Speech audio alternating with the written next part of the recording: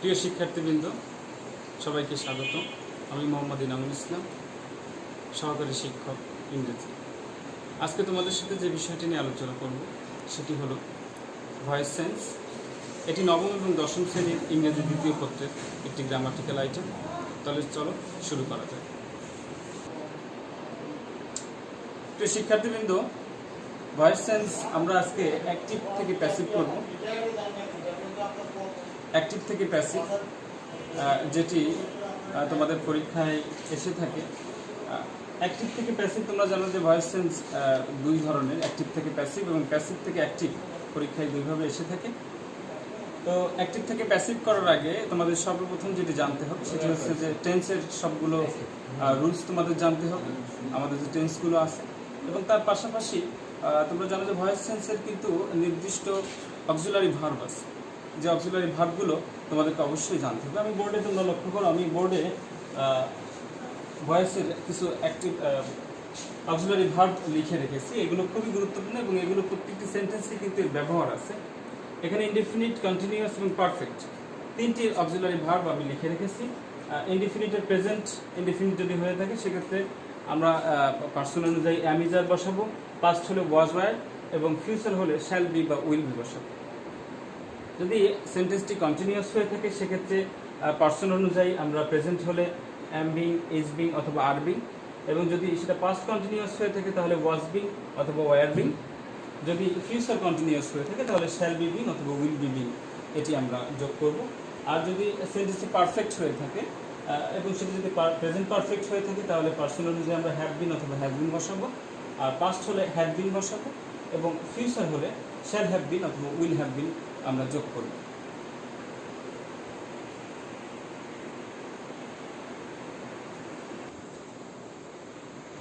প্রিয় শিক্ষার্থীবৃন্দ, এখন আমি একটা রুল লিখে তোমাদেরকে প্র্যাকটিসের মাধ্যমে সেটি আমি আয়ত্ত করার ব্যবস্থা করব। সেটি তোমরা এখানে বোর্ডে খেয়াল করো। প্রথমে অ্যাসার্টিভ সেন্টেন্সে আমি একটি রুল লিখেছি। এটি একটি রুল যেটি করলে তোমাদের যাবতীয় অ্যাসার্টিভ সেন্টেন্সের কিন্তু ভয়েস চেঞ্জ করতে পারবে অ্যাক্টিভ থেকে প্যাসিভ। এখানে খেয়াল করো, প্রথমে তোমরা অবজেক্টিভ সাবজেক্টিভ ফর্ম লিখবে, তারপরে টেন্স ও পার্সন অনুযায়ী অক্সিলারি ভার্ব লিখবে এবং তারপরে V3 যেটা পাস্ট পার্টিসিপল ফর্ম ভার্বের, তারপরে বাই এবং তারপরে সাবজেক্টিভ অবজেক্টিভ ফর্ম লিখবে। শিক্ষার্থীবৃন্দ, চলো একটু প্র্যাকটিস করা যায়। আমি এখানে একটি সেন্টেন্স লিখছি। They have played football. প্রিয় শিক্ষার্থীবৃন্দ, এটি একটি সেন্টেন্স এবং এটি একটি অ্যাসার্টিভ সেন্টেন্স, তোমরা লক্ষ্য করো, এবং এটি সিম্পল একটি অ্যাসার্টিভ সেন্টেন্স। তাহলে চলো এটি যদি প্যাসিভ করতে হয় তাহলে কি হয়। প্রথমে আমরা রুলের দিকে খেয়াল করব। প্রথমে আমরা যেটি করব, অবজেক্টিভ সাবজেক্টিভ ফর্ম আমরা লিখব। আমাদের এখানে আমাদের অবজেক্ট হচ্ছে ফুটবল, তাহলে এই অবজেক্টে যদি আমরা সাবজেক্টিভ ফর্ম লিখি তাহলে সেটি ফুটবলই দাঁড়ায়, ফুটবল। এরপরে আমরা টেন্স এবং পার্সন অনুযায়ী অক্সিলারি ভার্ব নিব। যেহেতু তোমরা লক্ষ্য করছো এটি প্রেজেন্ট পারফেক্ট টেন্সে আছে, সাবজেক্টের পরে হ্যাভ এবং V3 অবজেক্ট আছে, সেটি এটা প্রেজেন্ট পারফেক্ট টেন্সে আছে। এবং তোমরা জানো যে প্রেজেন্ট পারফেক্ট টেন্সের অক্সিলারি ভার্ব হিসেবে ভয়েস সেন্সে কিন্তু হ্যাভ বিন অথবা হ্যাজ বিন বসে থাকে। যেহেতু ফুটবল একটি থার্ড পারসন সিঙ্গুলার নাম্বার, সেক্ষেত্রে আমরা এখানে অক্সিলারি ভার্ব হিসেবে আমরা হ্যাজ বিন ব্যবহার করব। এরপরে যে নিয়মটি আছে সেটি হচ্ছে V3। আমাদের এখানে মূল ভার্ব হচ্ছে, এখানে প্লে ছিল মূল ভার্ব প্লে, এবং এটিকে যদি আমরা V3 লিখি তাহলে প্লেইড হয়ে থাকে, প্লেইড। এরপরে রুল অনুযায়ী বাই লিখব, বাই, এবং সর্বশেষে সাবজেক্টিভ অবজেক্টিভ ফর্ম লিখব। এক্ষেত্রে আমাদের সাবজেক্ট হচ্ছে দে। তোমরা দেখতে পাচ্ছ যে দে হচ্ছে আমাদের এই সেন্টেন্সটির সাবজেক্ট, সেহেতু আমরা দের অবজেক্টিভ যে ফর্ম আছে সেটা হচ্ছে দেম। তাহলে football has been played by them, এটি হচ্ছে আমাদের অ্যাক্টিভ যে সেন্টেন্সটি ছিল, দে হ্যাভ প্লেইড ফুটবল, এটির প্যাসিভ ফর্ম। তোমরা দেখতে পাচ্ছ, এটি তোমরা প্রথমে খেয়াল করবে যে এটি কোন টেন্সে আছে, সেই টেন্স অনুযায়ী তোমরা কিন্তু এখানে অক্সিলারি ভার্ব ব্যবহার করবে এবং এই রুলটা মুখস্থ রেখে এই রুল অনুযায়ী তোমরা সাবজেক্ট অবজেক্ট এটা ব্যবহার করবে। এখানে আরেকটি রুল তোমরা লক্ষ্য করছো, মডাল ভার্ব যুক্ত কোনো সেন্টেন্স যদি থেকে থাকে মডাল ভার্ব, সেক্ষেত্রে may, might, can, could, must, ought to, going to, এই শব্দগুলো মডাল ভার্ব দিয়ে যদি কোনো সেন্টেন্স থেকে থাকে, তাহলে তোমরা যখন অ্যাক্টিভ থেকে প্যাসিভ করবে তখন আগের নিয়মটির মতো একই রকম, শুধু তোমরা এই মডাল ভার্বের পরে একটা বি যোগ করবে, আর সেই একই নিয়ম, আগের মতো একই নিয়ম, অ্যাসার্টিভ সেন্টেন্সের যে নিয়ম সেটি একই রকম। আমি একটি সেন্টেন্স লিখি, তোমরা খেয়াল করো, হি ক্যান প্লে ফুটবল। এটি মডাল ভার্বযুক্ত একটা সেন্টেন্স, এখানে দেখতে পাচ্ছ যে ক্যান আছে মডাল ভার্বযুক্ত। এখন এটিকে যখন তোমরা প্যাসিভ করবে তখন প্রথমে তোমরা যেটি করবে যে অবজেক্টের সাবজেক্টিভ ফর্মটা লিখবে। তাহলে ফুটবল যেহেতু আমাদের অবজেক্ট, এটি সাবজেক্ট হিসেবে বসলেও ফুটবলই হয়ে থাকে, ফুটবল। এরপরে আমাদের মডাল ভার্বটি লিখবে, এই সেন্টেন্সে মডাল ভার্ব হচ্ছে ক্যান, তোমরা এই ক্যানটাই লিখবে, ফুটবল ক্যান। এরপরে তোমরা রুল অনুযায়ী বি লিখবে, যেহেতু মডাল ভার্বের পরে এখানে বি, ক্যান বি।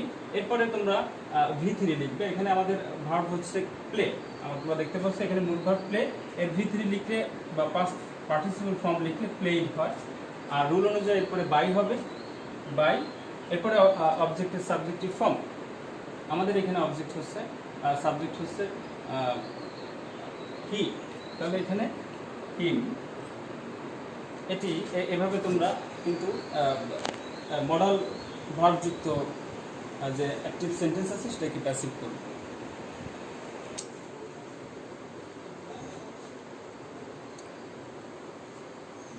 প্রিয় শিক্ষার্থীবৃন্দ, এরপরে আমাদের অ্যাসার্টিভ সেন্টেন্সে কিন্তু অনেক সময় অবজেক্ট কিন্তু ডাবল হয়ে থাকে, দুইটা অবজেক্ট হয়ে থাকে, সেক্ষেত্রে আমরা এই নিয়মটি ফলো করব। দুইটা অবজেক্ট, ডাবল অবজেক্ট যুক্ত যদি কোনো অ্যাসার্টিভ সেন্টেন্স থেকে থাকে তাহলে আমরা এই নিয়মটি ফলো করব। সেটি হচ্ছে ব্যক্তিবাচক অবজেক্টের সাবজেক্টিভ ফর্ম লিখব আমরা জেনে থাকি, জানি যে যদি ডাবল অবজেক্ট হয়ে থাকে সেখানে একটি ব্যক্তিবাচক অবজেক্ট থেকে থাকে এবং আরেকটি বস্তুবাচক অবজেক্ট থাকতে পারে। সেক্ষেত্রে আমরা ব্যক্তিবাচক যে অবজেক্টিভ থাকবে সেটিরই সাবজেক্টিভ ফর্ম লিখব প্রথমে, এবং তারপরে টেন্স ও পার্সন অনুযায়ী আমরা অক্সিলারি ভার্ব লিখব। এরপরে ওই সেন্টেন্সে যে ভার্ব থাকবে তার পাস্ট পার্টিসিপল ফর্ম লিখব V3, এবং বাকি অবজেক্টটি লিখবো, এরপরে বাই এবং সাবজেক্টের অবজেক্টিভ ফর্ম। আমি এখন তোমাদের একটি সেন্টেন্স লিখব,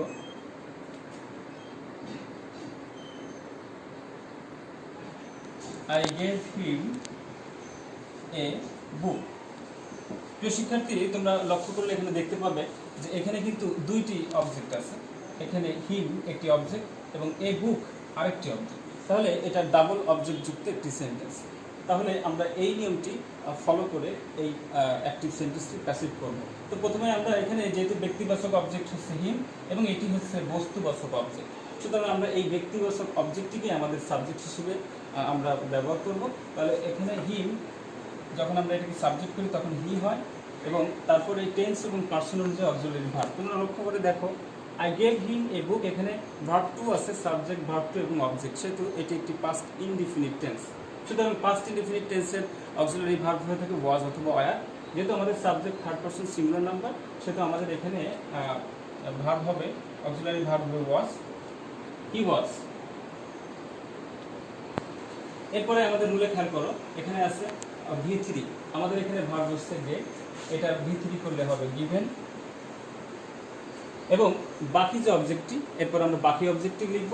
বাকি অবজেক্ট হচ্ছে এ বুক, এটি আমরা লিখব, হি ওয়াজ গিভেন এ বুক। এরপর রুল অনুযায়ী বাই আছে, তাহলে আমরা এখানে বাই লিখব। এবার সাবজেক্টের অবজেক্টিভ ফর্মটা লিখব। আমাদের সাবজেক্ট হচ্ছে আই, আই যখন অবজেক্টে পরিণত হয় তখন মি। তাহলে এই অ্যাক্টিভ সেন্টেন্সটি I gave him a book যখন আমরা প্যাসিভ করব তখন he was given a book by me, তাহলে এটি চেঞ্জ হয়ে গেল অ্যাক্টিভ থেকে প্যাসিভ। প্রিয় শিক্ষার্থীবৃন্দ, এবার আমরা ইম্পারেটিভ সেন্টেন্সের অ্যাক্টিভ থেকে প্যাসিভ করব। প্রথমে তোমরা খেয়াল করো, আমি এখানে মূল ভার্ব বা ভার্ব অন দিয়ে যদি কোনো সেন্টেন্স শুরু হয়ে থাকে, ইম্পারেটিভ সেন্টেন্স শুরু হয়ে থাকে, সেক্ষেত্রে আমরা এই নিয়মটি ফলো করব। সেটি হচ্ছে প্রথমে লেট এবং তারপরেই ওই অবজেক্টটি সাবজেক্ট হিসেবে আমরা ব্যবহার করব, এবং পরে বি, এবং তারপরে ওই সেন্টেন্সের ভার্বের পাস্ট পার্টিসিপল ফর্ম অর্থাৎ V3 লিখব। আমি এখানে একটি সেন্টেন্স তোমাদের জন্য লিখছি, ওপেন দি ডোর। প্রিয় শিক্ষার্থীবৃন্দ, ওপেন দি ডোর, তোমরা জানো যে মূল ভার্ব দিয়ে এখানে মূল ভার্ব দিয়ে শুরু হয়েছে এবং এটি একটি ইম্পারেটিভ সেন্টেন্স। এটিকে যখন আমরা প্যাসিভ করব তখন আমরা এই রুলটি খেয়াল করবো। প্রথমে আমরা লেট লিখবো, যেহেতু মূল ভার্ব দিয়ে এখানে এটা কিন্তু ভার্ব অন বা মূল ভার্ব দিয়ে এটা শুরু হয়েছে, সুতরাং আমরা এটি লেট লিখবো প্রথমে প্যাসিভ করার শুরুতে লেট। এরপরে এখানে যে অবজেক্টটি আছে সেটি আমরা এখানে বসিয়ে দেবো। আমাদের এখানে অবজেক্ট হচ্ছে দি ডোর, সেটি কিন্তু আমরা এখানে সাবজেক্ট হিসেবে বসিয়ে দেবো, লেট দি ডোর। এরপরে আমাদের এখানে যে রুল অনুযায়ী বি আছে আমরা সেখানে বি লিখব এবং পরে সবশেষে V3। আমরা এখানে লক্ষ্য করব, শিক্ষার্থীবৃন্দ তোমরা লক্ষ্য করো, এখানে ভার্ব অন কিন্তু ওপেন, এবং ওপেনের যখন আমরা V3 বা পাস্ট পার্টিসিপল ফর্ম করি তখন সেটা হয় ওপেনড। সুতরাং ওপেন দি ডোর এটিকে যখন প্যাসিভ করা হয় তখন সেটি let the door be opened, এটি একটি মূল ভার্ব যুক্ত সেন্টেন্স। শিক্ষার্থীবৃন্দ তুমি লক্ষ্য করো, এই একই রূপ দিয়ে যদি এখানে মূল ভার্বের সাথে আগে যদি ডু নট যোগ করা হয়, ডু নট বা ডোন্ট, যদি ডু নট যোগ প্লাস ডু নটের সাথে যদি মূল ভার্ব থেকে থাকে, যেমন আমি এখানে যদি এই সেন্টেন্সটি যদি আমি ডু নট এখানে যদি আমি এই সেন্টেন্সটি ডু নট দিয়ে যদি শুরু করি তাহলে কেমন হয় দেখো, do not open the door. তো শিক্ষার্থী, ডু নট ওপেন দি ডোর, এখানে তোমরা লক্ষ্য করো এখানে কিন্তু ডু নট যুক্ত ইম্পারেটিভ সেন্টেন্স। সুতরাং আমরা এখানে যে রুলটি করব, এই লেটের সাথে আমরা লেটের আগে লেটের পরে আমরা নট যোগ করব, লেটের পরে আমরা নট যোগ করে এই সেন্টেন্সটি প্যাসিভ করব, আর বাকি সব একই রকম থেকে যাবে। তাহলে এটা প্রথমেই আমরা লেট নট লিখব, এরপরে অবজেক্টটি আমাদের যথারীতি অবজেক্ট হচ্ছে দি ডোর, সেটিকে লিখব, তারপরে রুল অনুযায়ী বি লিখব এবং V3 এখানে আমাদের ভার্ব অন হচ্ছে ওপেন, সেটিকে V3 করলে ওপেনড। শিক্ষার্থীবৃন্দ, লেট ডু নট দিয়ে যদি শুরু হয় তাহলে আমরা এই নিয়মটি শুধুমাত্র এখানে লেটের পরে নট যোগ করলে আমাদের আগের নিয়মে এটা প্যাসিভ হয়ে থাকে। এরপরে যদি আমরা শুধু নেভার দিয়ে শুরু হয়ে থাকে, যদি নেভার দিয়ে শুরু হয় কোনো সেন্টেন্সের শুরুতে যদি নেভার থেকে থাকে তাহলে আমরা কি করব, আমরা সেখানে শুধুমাত্র এখানে লেটের পরে শুধু নেভার যোগ করব, লেটের সাথে আমরা লেটের পরে নেভার যোগ করব, আর বাকি নিয়মগুলো কিন্তু একই রকম থাকবে। সেক্ষেত্রে আমি একটা সেন্টেন্স লিখি, সেই আগের সেন্টেন্সটি আমি লিখছি, তোমরা খেয়াল করো, never open the door, never open the. তোমরা লক্ষ্য করো এখানে কিন্তু নেভার দ্বারা এই সেন্টেন্সে যুক্ত, তাহলে আমরা এই নিয়মটি ফলো করব, আগের সব একই থাকবে, শুধুমাত্র লেটের পরে নেভার যুক্ত হবে। তাহলে এটিকে যখন প্যাসিভ করব তখন লেট নেভার, এরপরেই আমাদের অবজেক্টটি সাবজেক্ট হিসেবে বসে যাবে এখানে দি ডোর, তারপর রুল অনুযায়ী বি হবে, বি বসবে এবং তারপরে V3, ওপেনের V3 ওপেনড। এভাবে শুধুমাত্র নট এবং নেভার যোগ করে আমরা বাকি দুটি ইম্পারেটিভ সেন্টেন্সকে অ্যাক্টিভ থেকে প্যাসিভ করতে পারি। প্রিয় শিক্ষার্থীবৃন্দ, ইম্পারেটিভ সেন্টেন্সের আরেকটি রুল তোমাদের সামনে এখন দেখাচ্ছি, সেটা হচ্ছে লেট এর পরে যদি ব্যক্তিবাচক অবজেক্ট থেকে থাকে, তোমরা জানো যে ব্যক্তিবাচক object me, us, you, them, him, her, এগুলো হচ্ছে ব্যক্তিবাচক অবজেক্ট।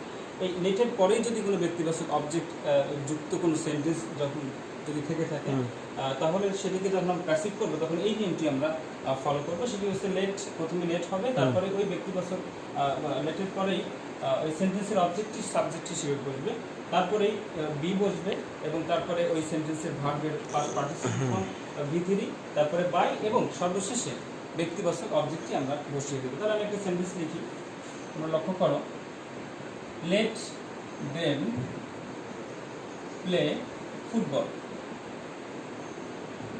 এই সেন্টেন্সে তোমরা দেখতে পাচ্ছ যে লেটের পরেই কিন্তু একটি ব্যক্তিবাচক অবজেক্ট আছে, লেটের পরেই একটি ব্যক্তিবাচক অবজেক্ট আছে এবং এই সেন্টেন্সে যখন আমরা প্যাসিভ করবো তখন আমরা এই নিয়মটি ফলো করবো। প্রথমে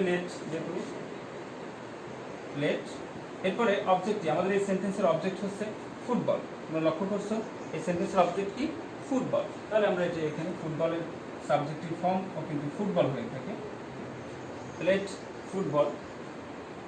এরপরে আমাদের রুল অনুযায়ী বি, আমরা বি ভার্ব এখানে বসিয়ে দেবো, তারপরে V3। তোমরা লক্ষ্য করো এই সেন্টেন্সের ভার্ব হচ্ছে প্লে, মূল ভার্ব প্লেট, এবং এই প্লেট V3 কিন্তু প্লেট। এরপরে রুল অনুযায়ী বাই, আমরা এখানে বাই বসাবো, এবং সর্বশেষে ব্যক্তিবাচক যে অবজেক্টটি থাকবে, তোমরা জানো যে এখানে ব্যক্তিবাচক অবজেক্ট হচ্ছে দেন, তাহলে আমরা এটা এখানে বসিয়ে দেবো then. Plate football be played by দেন।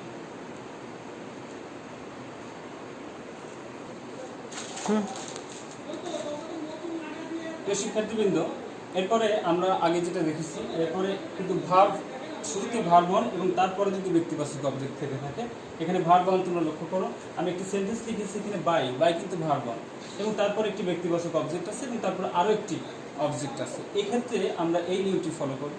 আমরা লেটের পরে মেইন যে অবজেক্টটি থাকবে সেটি লিখব, এরপরে বি, তারপরে V3, তারপরে ফর লিখবে এবং শেষে ব্যক্তিবাচক অবজেক্টটি লিখবে। তোমরা লক্ষ্য করে এখানে মূল ভার্ব কিন্তু বাই দিয়ে শুরু হয়েছে, মূল ভার্ব বাই, এবং তারপরেই ব্যক্তিবাচক অবজেক্ট হিসেবে মি আছে।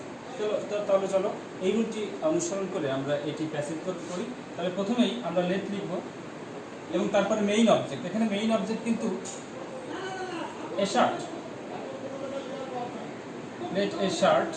তারপরে আমরা রুল অনুযায়ী বি লিখব, বি, তারপরে V3, আমরা এখন লক্ষ্য করো বাই হচ্ছে এখানে V3, বাই এর V3 হচ্ছে বা পাস্ট পার্টিসিপল ফর্ম হচ্ছে বট, তারপরে রুল অনুযায়ী ফর, এবং সর্বশেষ যে ব্যক্তিবাচক অবজেক্টটি এই সেন্টেন্সে সেটি হচ্ছে মি। এটি হচ্ছে ব্যক্তিবাচক অবজেক্ট এবং এটি আমরা এখানে লিখে দেব মি। তাহলে let a shirt be bought for me, এটি হচ্ছে আমাদের এই সেন্টেন্সের অ্যাক্টিভ থেকে প্যাসিভ। তো শিক্ষার্থীবৃন্দ, এছাড়াও আমাদের ইন্টারোগেটিভ সেন্টেন্সের কিন্তু অ্যাক্টিভ থেকে প্যাসিভ করতে হয়, যেটি আমি তোমাদেরকে অন্য একটা ক্লাসে সেটি আলোচনা করব। আশা করি এতক্ষণ যে বিষয়টি নিয়ে তোমাদের সামনে আলোচনা করলাম, তোমরা যদি এটি ভালোভাবে আত্মস্থ করতে পারো, প্র্যাকটিস করো, তাহলে পরীক্ষায় যে প্রশ্ন আসবে অ্যাক্টিভ থেকে প্যাসিভ সেটি তোমরা করতে পারবে। অন্য একটি ক্লাসে আমি তোমাদের প্যাসিভ থেকে অ্যাক্টিভ করব এবং ইন্টারোগেটিভ সেন্টেন্সের অ্যাক্টিভ থেকে প্যাসিভ করব। আশা করি তোমরা ঘরে সুস্থ থাকবে, ভালো থাকবে। সবাইকে ধন্যবাদ।